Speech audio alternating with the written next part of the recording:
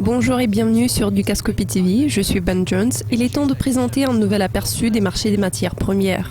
Aujourd'hui, Ibrahim Fondio de Tortorici & Partners nous entretiendra sur les perspectives du pétrole. Ibrahim, les prix du pétrole ont récemment atteint leur plus bas sur 6 ans, alors quel genre de comportement des prix du pétrole allons-nous observer au début de 2015 ? Chez la Coral, nous croyons que le début de l'année 2015 sera très similaire à la fin de l'année 2014 et nous pensons que les prix du pétrole vont poursuivre leur baisse, sinon ils resteront à leur point bas actuel aux alentours de $50 le baril. C'est principalement dû à la situation en Europe de l'Est, la Russie contre l'Ukraine et toute cette crise qui va avec, ainsi qu'aux attaques terroristes dans les pays occidentaux, dont les activités sont prises en charge par les organisations telles que Daesh et beaucoup d'autres qui ont l'accès au pétrole brut pour financer les activités terroristes.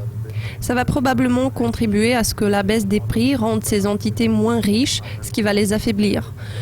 Nous pensons vraiment que la géopolitique sera le facteur clé dans les prix du pétrole, mais selon nous, les prix vont progresser d'ici la fin de l'année et personnellement, je ne serais pas surpris de les voir rebondir vers $70, voire $100 le baril.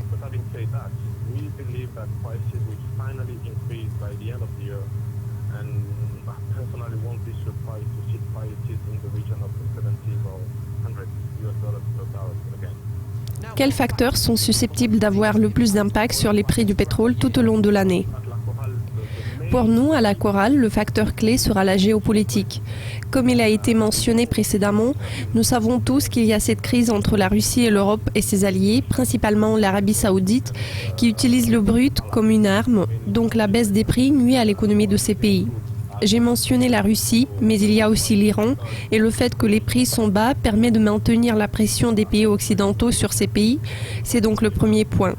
Pour nous, la géopolitique restera le principal facteur d'influence. Nous observons également la croissance dans les grandes économies comme la Chine ou l'Inde, et en fonction de la force de leur croissance, les prix du pétrole pourraient facilement changer.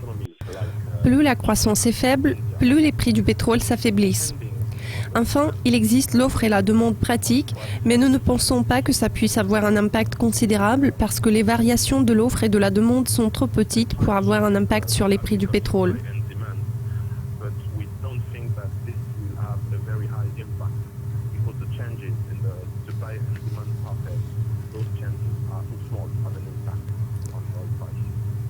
Enfin, qui est d'après vous le plus exposé au risque de l'accalmie actuelle dans les prix du pétrole et qui en bénéficie le plus ?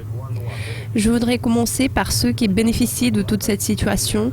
Chez la Coral, nous sommes sûrs que ce sont avant tout les consommateurs comme vous et moi. Alors nous pensons que ce sont les consommateurs qui bénéficient le plus de la baisse des prix du pétrole car nous voyons baisser les prix à la pompe dans de nombreux pays, donc c'est un bon point. D'autre part, les entités qui sont les plus exposées au risque sont les producteurs, notamment il s'agit des pays producteurs africains, car leurs économies sont presque entièrement basées sur le pétrole brut. Cela concerne également les raffineries, parce qu'à l'époque j'étais un raffineur et les raffineries peuvent également être fortement touchées, car ils seront certainement exposés à des pertes dans un tel environnement, tout simplement parce qu'elles vont acheter le brut pour un prix plus élevé que celui auquel elles pourront le revendre après. Si les prix continuent de reculer, leurs risques ne sont pas couverts. Voilà pourquoi chez la Coral, nous sommes menés à croire que les raffineurs peuvent perdre le plus.